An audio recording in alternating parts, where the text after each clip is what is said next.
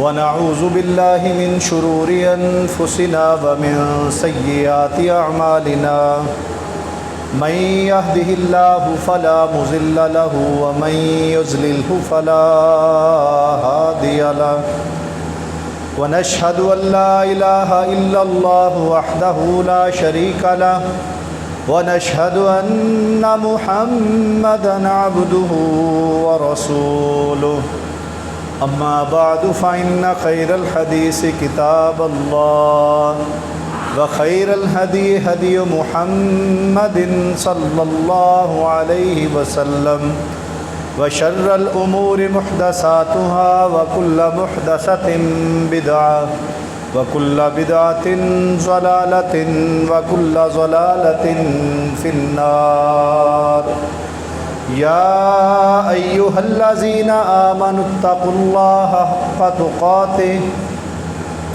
ولا تموتن إلا وأنتم مسلمون يا أيها الذين آمنوا اتقوا الله وقولوا قولا سديدا يصلح لكم أعمالكم ويغفر لكم ذنوبكم ومن يطع الله ورسوله فقد فاز فوزا عظيما يا أيها الناس اتقوا ربكم الذي خلقكم من نفس واحدة وخلق منها زوجها وبث منهما رجالا كثيرا ونساء واتقوا الله الذي تساءلون به والأرحام إن الله كان عليكم رقيبا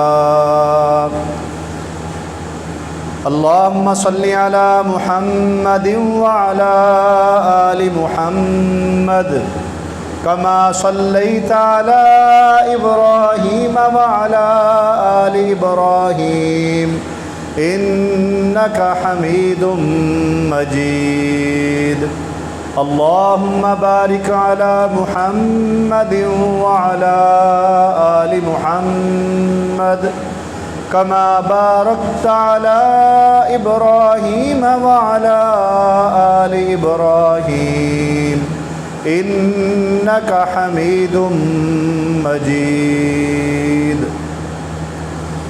تمام قسم کی حمد و ثنا، بزرگی، بڑائی، کبریائی اللہ سبحانہ و تعالیٰ کے لیے، بے شمار انگنت درود و سلام امام الانبیاء، خاتم النبیین، سید المرسلین، امام المجاہدین جناب محمد الرسول اللہ صلی اللہ علیہ وسلم کی ذات اقدس پر، نہایت ہی قابل احترام محترم عزیز بھائیوں، دوستوں، بزرگوں،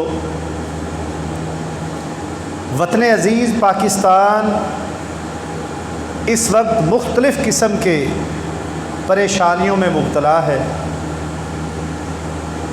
اور جب ہم پاکستان کا نام لیتے ہیں تو اس سے مراد یہ پاکستان کی صرف زمین نہیں کہ جو رقبہ ہے پاکستان کا یہ مشکلات میں گرا ہوا ہے، بلکہ اس سے مراد پاکستان کی عوام ہے، وہ پنجاب کے رہنے والی عوام ہو، خیبر پختونخوا کے رہنے والی عوام ہو، سندھ کی عوام ہو، بلوچستان کی عوام ہو۔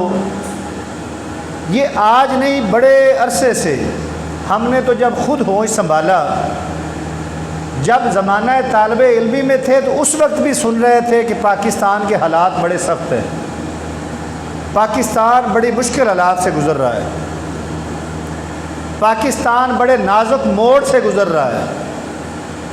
وہ ایسا نازک اور خطرناک موڑ ہے جو ختم ہونے کا نام ہی نہیں لے رہا۔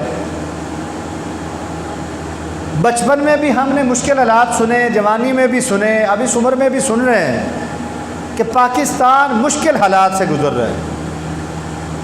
مشکل حالات سے کیا حالات مراد ہیں کہ لوگوں کی قوت خرید اور آمدن جتنی ہوتی ہے، مہنگائی اسی قدر زیادہ بڑھ جاتی ہے۔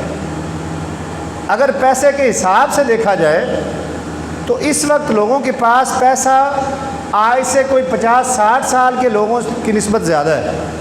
جو پہلے 50-60 سال پہلے لوگ بستے تھے ہمارے آباء و اجداد بزرگ، تو اس وقت جو پیسہ تھا لوگوں کے پاس اس کی نسبت آج پیسے کی مقدار زیادہ ہے، لیکن جب اخراجات کو دیکھتے ہیں تو اخراجات اتنے ہیں کہ اس پیسے سے پوری نہیں پڑ رہی، مشکل حالات، پریشان کن حالات۔ تعلیمی معاملات میں دیکھیں تو جہالت ہے کہ آئے روز بڑھتی چلی جا رہی ہے، اور جو کوئی بچے کھچے لوگ تعلیم حاصل کر بھی رہے ہیں تو تعلیم حاصل کرنے کے بعد بھی معاملات یہ ہیں کہ پڑھے لکھے لوگ ملک کا بیڑا گرک کیے جا رہے ہیں۔ ہم اگر اداروں کی طرف دیکھیں، پاک وطن کے اندر کوئی بھی سرکاری ادارہ دیکھ لیں، وہ صحت کا ادارہ ہو، ہسپتالوں میں چلے جائیں، سرکاری ہسپتالوں میں، تو وہاں پر جو ڈاکٹرز حضرات بیٹھے ہوئے ہیں تو کیا وہ ان پڑھ ہیں؟ وہ تعلیم یافتہ ہے، لیکن اس کی تعلیم کا کیا فائدہ کہ ایک عام غریب آدمی جو اپنے بچے کو اٹھا کر یا اپنے آپ کو لے کر سرکاری اداروں میں جاتا ہے، ہسپتالوں میں جاتا ہے، اس کو وہ سہولیات نہیں مل رہی جو پرائیویٹ ہسپتالوں میں ملتی ہیں۔ تعلیمی اداروں کو دیکھ لیں تو کسی بھی سرکاری اسکول میں چلے جائیں اپنے بچوں کا داخلہ کروانے کے لیے، تو وہاں پر کیا پڑھے لکھے لوگ نہیں ہیں؟ بلکہ میں یہ دعوے سے کہتا ہوں کہ پاک وطن کے جتنے بھی سرکاری اسکول ہیں، ان کے اندر جو تعلیمی سٹاف ہے، اساتذہ کرام ہیں، پروفیسر ہیں، کسی بھی پرائیویٹ کے اسکول کے پاس اتنے پڑھے لکھے اساتذہ نہیں جتنے سرکاری اسکولوں میں پڑھے لکھے لوگ موجود ہیں۔ پرائیویٹ اسکولوں میں تو لوگ matric, F A, B A, B S C یا زیادہ سے زیادہ M A, M S C لوگ بیٹھے ہوئے ہیں، لیکن سرکاری اداروں کے اندر تو پی ایچ ڈی اور ایم فل لوگ پڑھا رہے ہیں۔ کیوں لوگ اپنے بچوں کو سرکاری تعلیمی اداروں کے اندر داخل نہیں کروانا چاہتے، حتیٰ کہ خود سرکاری اساتذہ بھی اپنے بچوں کو پرائیویٹ اسکولوں میں پڑھا رہے ہیں، وہ خود سرکاری تعلیمی اداروں میں پڑھا رہے ہیں، تنخواہیں لے رہے ہیں، لیڈیز اساتذہ بھی ہیں، جینٹس اساتذہ بھی ہیں، لیکن ان کے اپنے بچے پرائیویٹ تعلیمی اداروں میں پڑھ رہے ہیں۔ تو کیوں؟ گورنمنٹ ان کے اوپر ایک ایک استاد کے اوپر کتنا خرچ کر رہی ہے۔ اسی طریقے سے وابڈا کا محکمہ دیکھ لیں تو اس وقت پورے ملک کے اندر لوگ بل ہاتھوں میں اٹھا کر احتجاجی شکل میں پریشان کن رو رہے ہیں کہ سیلری اتنی نہیں ہے جتنا بل بھیج دیا وابڈا والوں نے۔ پھر اگر کرپشن کے حساب سے دیکھیں تو یہ کہنے پر انسان مجبور ہو جاتا ہے کہ جتنی کرپشن، جتنا پریشان وابڈا کے محکمے نے لوگوں کو کیا ہوا ہے اتنا شاید کسی محکمے نے کیا ہوا۔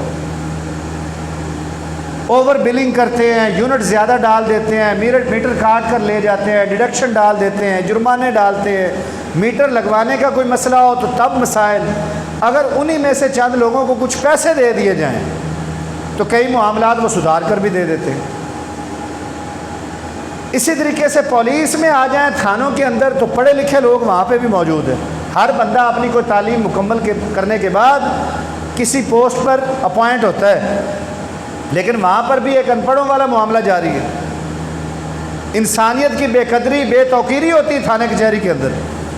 عدالتوں کے اندر دیکھ لیں، انتہائی پڑھے لکھے وکلاء اور جج موجود ہیں، لیکن کیا ہماری عدالتیں ہر عام انسان کو بھی انصاف فراہم کر رہی ہیں؟ جج کے ساتھ وکلاء کی ڈائریکٹ ڈیلنگ ہوتی ہے اور امیر لوگ اپنی مرضی کے مطابق فیصلے کروا لیتے ہیں۔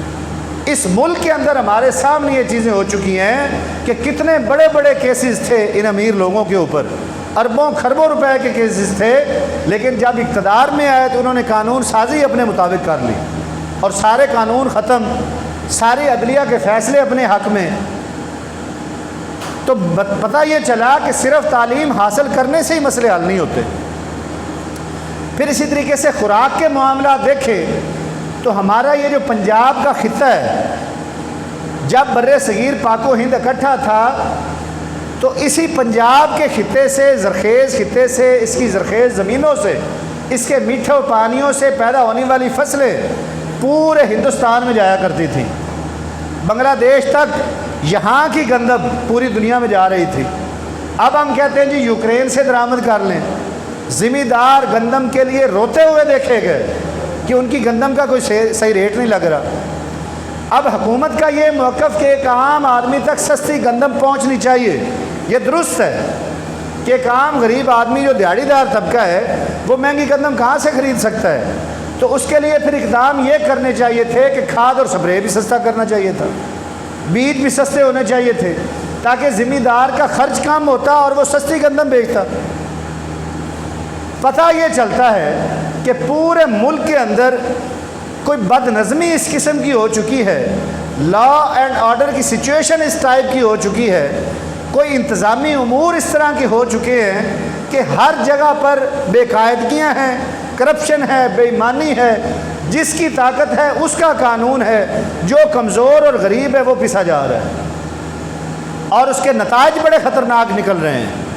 میرے عزیز بھائیوں، 1971 کے اندر جب بنگلہ دیش الگ ہوا تو ایک سانحہ ڈھاکہ کے نام سے بڑا، جو پرانے بزرگ ہیں ہمارے اس بات کو ہائی لائٹ کرتے ہیں، ہم تو مطالعہ پاکستان کے اندر یہی پڑھتے رہے کہ مجیب الرحمان کی غلطی تھی، مجیب الرحمان نے اپنے لیے الگ ملک منتخب کر لیا، بنگالیوں کو الگ کر لیا، لیکن اب جیسے جیسے حقائق کھل رہے ہیں، اب یقین مانیے وہ لوگ ہم سے آگے نکل چکے ہیں۔ دنیا کی 7 سے 8 ایٹمی قوتیں ہیں، جن میں سے ایک پاکستان بھی ہے۔ کسی ایٹمی ملک کے یہ حالات دیکھیں جو اس وقت پاکستان کے ہو چکے ہیں۔ امریکہ ایٹمی طاقت ہے، برطانیہ ایٹمی طاقت ہے، فرانس ایٹمی طاقت ہے، جرمنی، اٹلی ایٹمی طاقت ہیں، چائنا ایٹمی طاقت ہے، انڈیا ایٹمی طاقت ہے۔ کیا کسی ملک میں گندم کا بحران دیکھا ہے آپ نے؟ کوئی ایٹمی طاقت بھی اور اس کے اندر معاشی بحران بھی ہو؟ کسی ملک کے اندر بجلی کا بحران دیکھا ہے آپ لوگوں نے؟ پاکستان کے اوپر ہی تمام عذاب الہی اور آفتیں کیوں نازل ہو رہی ہیں؟ تو عزیز بھائیوں، اس کی بہت بڑی وجہ ہم خود ہیں۔ اس کی بہت بڑی وجہ حکمران نہیں ہے، اس کی بڑی وجہ میں، آپ، ہمارے اہل خانہ، ہمارے دوست، ہمارے عزیز و اقارب، ہمارے محلے دار، ہمارے شہر کے لوگ ہیں۔ آپ حیران ہوں گے کہ بھئی یہ کیا بات ہوئی کہ ہمارا کیا کردار ہے ملک کے حالات خراب کرنے میں؟ 2 وجوہات ہیں جو اس وقت ہماری پریشانی کا سبب بنی ہوئی ہیں۔ ایک تو ہیں ہم خود، اور ہمارے خود میں بھی ہم نے 2 غلط فیصلے کیے ہیں جس کی وجہ سے یہ عذاب ہمارے اوپر مسلط ہوتے ہیں۔ ایک تو غلط فیصلہ کیا کیا کہ جب یہ الیکشن کا سماں تھا تو ہماری دینی جماعتیں بھی میدان میں آئی تھی، اور برملا ہم آپ لوگوں کو کہہ رہے تھے کہ یہ چہرے یہ بار بار بدل رہے ہیں، کبھی پیپلز پارٹی آتی ہے، کبھی نون لیگ آتی ہے، کبھی پیپلز پارٹی آتی ہے، کبھی نون لیگ آتی ہے، کبھی پی ٹی آئی آ گئی۔ یہ لوگ پارٹیاں بدل بدل کر اپنی حکمرانی کے لیے جس کو دیکھا کہ جس کا ستارہ بلند ہے اس پارٹی کے ساتھ جا کر جڑتے ہیں۔ ہمارے یہ پاک وطن کے 4 سے 5 خاندان ہمارے تو پیدا ہونے سے بھی پہلے سے اس پاک وطن کے اوپر حکومت کر رہے ہیں، آج بھی وہی خاندان ہے۔ ووٹ ان کو کس نے دیا؟ ہم نے۔ جتوایا کس نے؟ پارلیمنٹ میں بھیجا کس نے؟ ہماری عوام نے۔ اب کس بات پر روتے ہیں ہم؟ ہمارا تو حق ہی نہیں بنتا کہ ہم دعویٰ کریں۔ جن کو ہم نے بھیجا ہے، آج ہمارے ایم این اے اگر میاں احمد رضا مانے کا ہے، ہمارے ایم پی اے میاں چوری جاوید صاحب ہیں، ہم ان کو کہنا کہ جاؤ پارلیمنٹ کے اندر ہمارا کیس لڑو۔ ہم نے آپ کو ووٹ اس لیے دے تھے کہ عوام کو ریلیف دینا ہے، جائیں بات کریں کہ بجلی کے بل کم کروائیں۔ ہم یہاں پر جھنڈے اٹھا کر نعرے مارتے رہے کہ ظالم حکمران فلاں کر دو، دھوپ میں گرمی میں وہ اپنی اے سی گاڑیوں میں بیٹھے، اپنے اے سی دفتروں میں بیٹھے ہیں۔ ان کے تو جو پارلیمنٹ کے اجلاس ہوتے ہیں، وہ نصرت سحر عباسی کا ایک بیان چل رہا ہے، وہ کہہ رہی ہوتی ہے کہ اتنا چل ماحول کیا ہوتا ہے، یہ اللہ کا گھر مسجد ہے، یہاں پر ہم پسینوں پسین ہوئے بیٹھے ہیں، اور ان کے پارلیمنٹ کے اجلاس جب ہوتے ہیں تو فجر کے بعد سے اے سی آن کر دیے جاتے ہیں کہ جناب M P's M L A's نے آنا ہے، ان کو گرمی محسوس نہ ہو۔ انہوں نے اپنی اے سی دفتر سے باہر نکلنا ہے، اے سی گاڑی میں بیٹھنا ہے، اے سی گاڑی سے باہر نکلنا ہے تو پارلیمنٹ ہاؤس میں چلے جانا ہے۔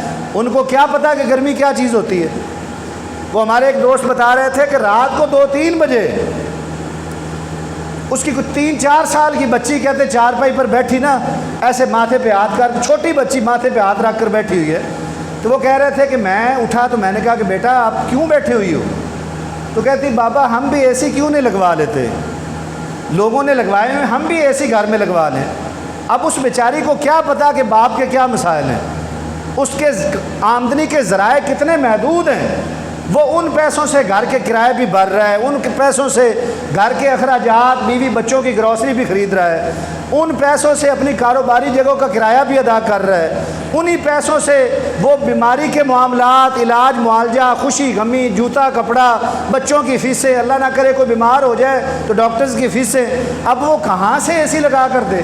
اور اگر کوئی بندہ اوکھا سوکھا ہو کر کوئی قسطوں پر اے سی لے بھی لے تو واپڈا والے بل اتنا بھیج دیتے ہیں کہ کچھ بھی نہ کھاؤ، صرف بل بھی پے کرو تب بھی اخراجات بڑھ جاتے ہیں۔ تو عزیز بھائیوں، پہلا غلط فیصلہ ہم نے کیا، ہم کہتے رہے نہیں مولوی ہے یار، ان کو کیا پتہ سیاست کیا ہوتی ہے۔ میرے عزیز بھائیوں، جو نظام سیاست اللہ نے اپنے قرآن میں دیا ہے، ان لوگوں کو کیا پتہ کہ سیاست کس چیز کا نام ہے؟ سیاست فلاح و بہبود انسانیت کا نام ہے، سیاست اپنی کار کوٹھیاں بنگلے بنانے کا نام نہیں ہے۔ مجھے بتائیں کہ یہ جتنے بھی سیاستدان ہیں ان میں سے کوئی غریب ہوا ہے؟ یہ سارے کے سارے اپنے اسی جاہ و جلال کے ساتھ پھر رہے ہیں۔ ہم بے وقوف عوام ان کے نعرے مارتے رہ گئے کہ فلاں میاں صاحب تیرے جان نثار بے شمار، میاں صاحب قدم بڑھاؤ ہم تمہارے ساتھ ہیں۔ لو جی بڑھا لیا میاں نے قدم، اب کریں بوگیں برداشت کریں، ہمیں تو شکوہ کرنا ہی نہیں چاہیے۔ وہ ہمیں یہ 1 منٹ کے لیے بھی بجلی نہ دیں تو ہم ان سے شکوہ نہ کریں کہ ظالم حکمران ہیں، ہم نے بھیجا ہے، اپنے ووٹ سے بھیجا ہے۔ لہٰذا اب ان کو اگر ہمارے اوپر ترس آئے، وہاں پر بیٹھ کر دیکھیں، اس مہنگائی کے عالم میں بھی، جب پچھلی دفعہ پی ڈی ایم کی حکومت تھی، ایک بات چلی تھی، آپ نے سنا ہوگا کہ پاکستان ڈیفالٹ ہونے جا رہا ہے۔ ڈیفالٹ کا مطلب کیا تھا کہ یہ بیرونی قرضے ادا نہیں ہو رہے تو تمام عالمی طاقتیں جو ہے نا پاکستان سے کنارہ کشی کر لیں گی، نہ اس ملک کو کوئی قرضہ دے گا، نہ اس ملک کے ساتھ کوئی تجارت کرے گا۔ اب آئی ایم ایف نے پہلی قسط $1 ارب کی دی، $1 ارب کی جب قسط دی تو ہمارے حکمرانوں، ان بے وقوفوں نے سب سے پہلا کام پتہ کیا کیا تھا؟ انہوں نے تمام D C Os D P Os کو ایک فارچونر گاڑی لے کر دے دی۔ ملک تباہی کے دہانے پر کھڑا ہوا ہے اور انہوں نے بیوروکریسی کو راضی کرنے کے لیے فارچونر گاڑیاں دیتے پھر رہے ہیں۔ جب پنجاب کے وزیر اعلیٰ سے پوچھا گیا کہ آپ نے یہ کیا کیا ہے، یہ پیسہ غریب پر لگاؤ، عوام پر لگاؤ، تو انہوں نے کہا کہ کیا میں ڈی سی او کو یا ڈی پی او کو رکشے کے لے کر دے دوں پھر؟ اور ان کی تو پرانی گاڑیاں ہی کافی بہتر تھیں۔ اور سی ایس ایس کرنے کے بعد ان کے گھروں کو تو دیکھیں کتنے بڑے بڑے گھر ہیں۔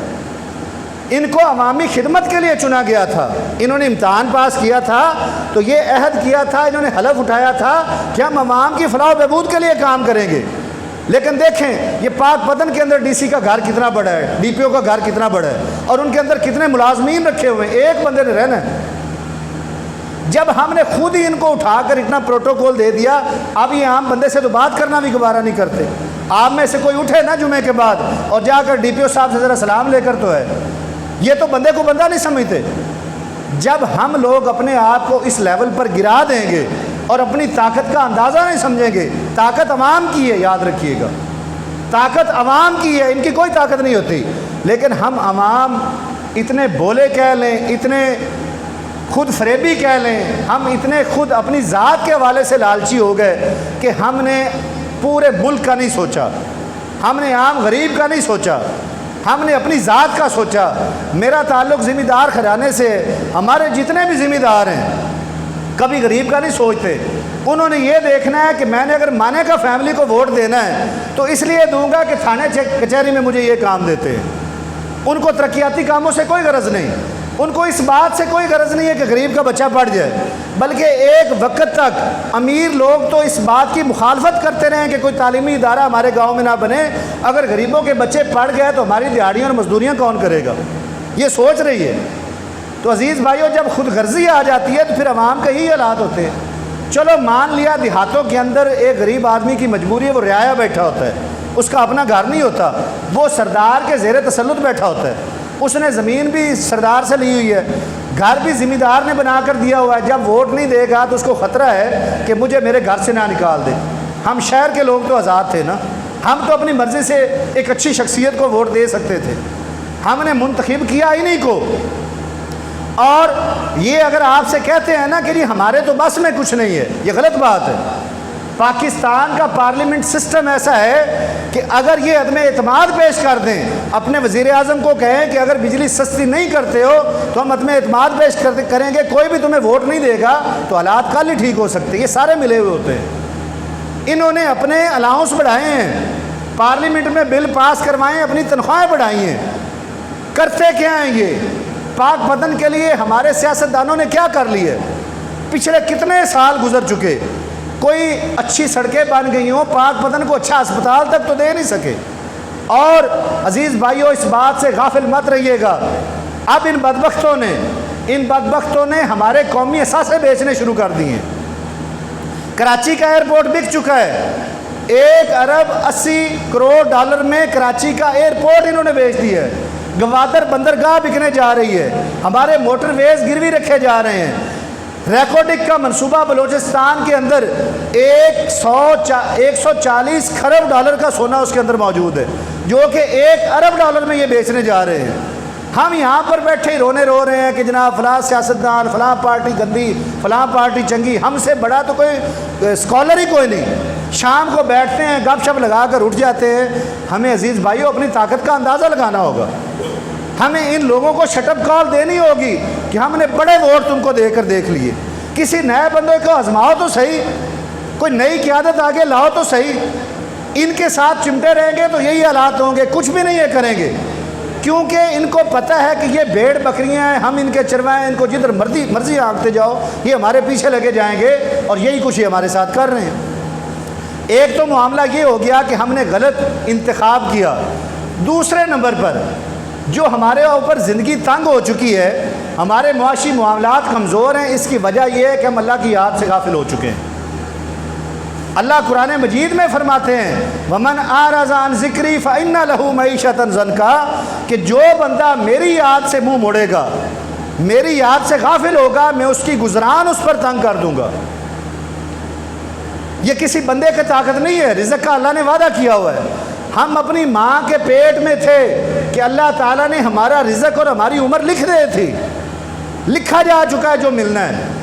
اب وہ لکھے ہوئے کے اندر جو مشکلات کھڑی ہو رہی ہیں نا، وہ اس میں سے ایک وجہ یہ بھی ہے کہ ہم سارے اللہ کی یاد سے غافل ہو چکے ہیں. اللہ کی یاد سے غافل ہونے کا مطلب کیا ہے؟ ایک تو ہم یہ مراد لے لیتے ہیں نا کہ ہم نماز، روزہ، حج، زکوٰۃ کا نہیں کرتے.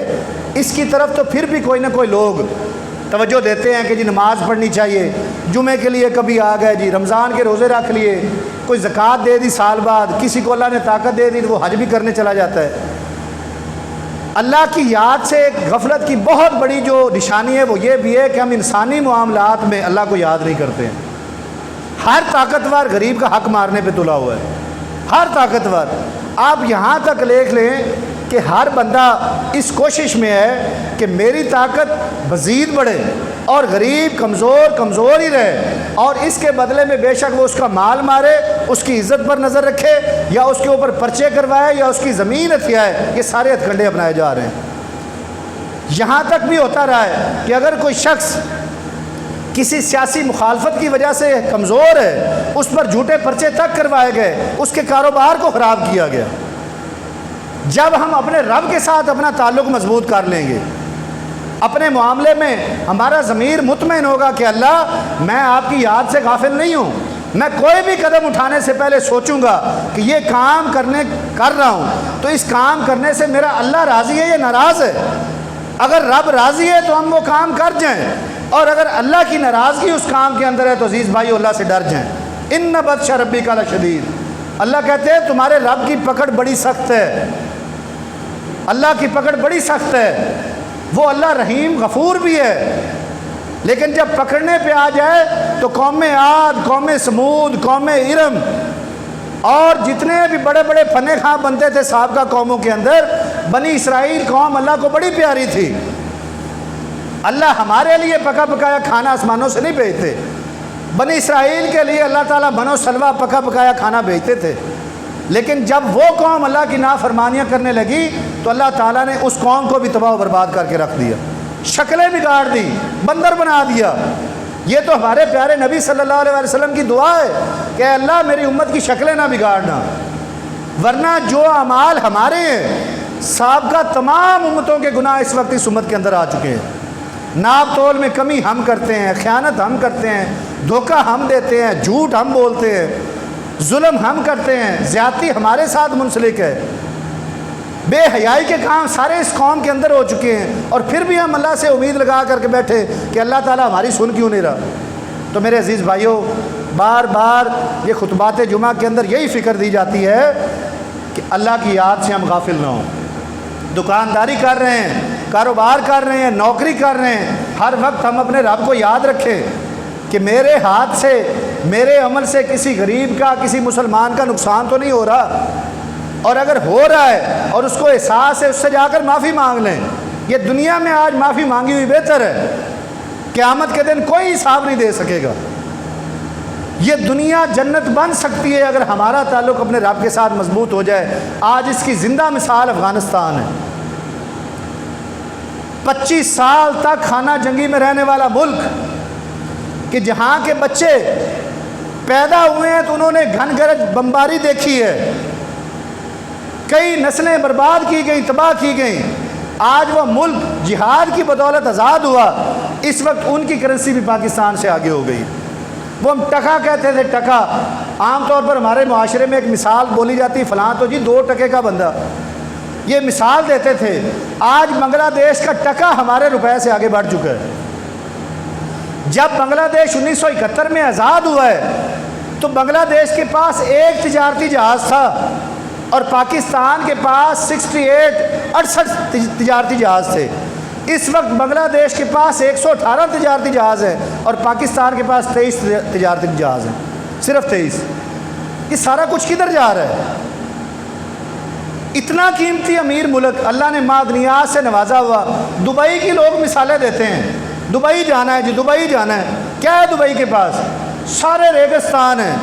یہ دبئی کے شیخ پاکستان میں آ کر بھیک مانگا کرتے تھے، ہمارے بزرگوں سے پوچھیں، یہ غریب تھے عربی سارے، لیکن کیا یہ اپنے ملکوں کے ساتھ مخلص ہو گئے؟ ایک بندرگاہ صرف دبئی کے پاس، ایک بندرگاہ۔ میرے پاکستان کو اللہ نے 3 بندرگاہیں دی ہوئی ہیں، کراچی پورٹ، بن قاسم، گوادر۔ دبئی کے پاس تو کوئی پہاڑی سلسلہ نہیں ہے۔ اللہ نے ہمیں خیبر پختونخوا کی شکل میں اور خوبصورت یہ مری جیسے اور اتنے پیارے نظارے دیے ہوئے ہیں کہ سیاح آ کر یہاں پر ہمیں بزنس دیتے ہیں۔ دبئی کے پاس کوئی زرعی زمینیں نہیں ہیں، پاکستان کے پاس میٹھے پانی زرعی رقبے موجود ہے۔ میرے خیال میں پاکستان کے پاس اگر اب نہیں ہے، وہ حیا اور غیرت ختم ہو چکی ہے، حکمرانوں میں سے بھی اور بیشتر عوام میں سے بھی، کہ ہم جو ظلم ہوتا دیکھتے ہیں کہتے ہیں جی بس یہ تو حالات ہی ایسے ہیں۔ کوئی آواز اٹھانا پسند نہیں کرتا۔ امیر آدمی کا گزارا ہو رہا ہے، پس غریب رہا ہے، لوگ خودکشیاں کی جا رہے ہیں، بچوں سمیت نہروں میں چھلانگے مارے جا رہے ہیں۔ اللہ تعالیٰ سے دعا کرتا ہوں کہ اللہ تعالیٰ ہم سب کو اپنے حصے کا دین اور ملک کا کام کرنے کی توفیق عطا فرمائے۔ اللہ تعالیٰ ہم سب کو پیارے پیغمبر صلی اللہ علیہ وآلہ وسلم کے نقش قدم پر چلنے کی توفیق عطا فرمائے۔ وآخر دعوانا ان الحمدللہ رب العالمین۔